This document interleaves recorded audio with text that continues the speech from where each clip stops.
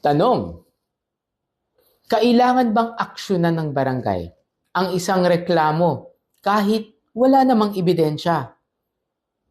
Ang sagot, oo. Bakit oo? Wala namang ebidensya. Kasi unang-una, ang ating barangay, particularly ang lupon ng tagapamayapa, ay hindi naman nag-a-assess ng ebidensya. Hindi niya pwedeng sabihin na guilty ang isang party o hindi. Ito ay pinagbabati na lang nila.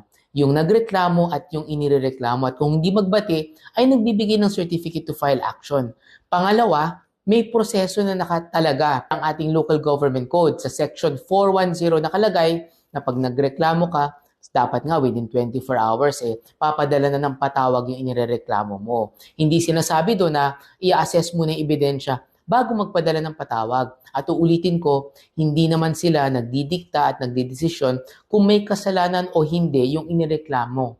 Instead, nagbibigay lang sila ng advice at sinusubukang pag-ayusin yung dalawang parties, at kung hindi, ay maghahain na sila ng certificate to file action. Ibibigay nila sa nagreklamo at bahala na yung nagreklamo kung gusto niyang pumunta sa korte.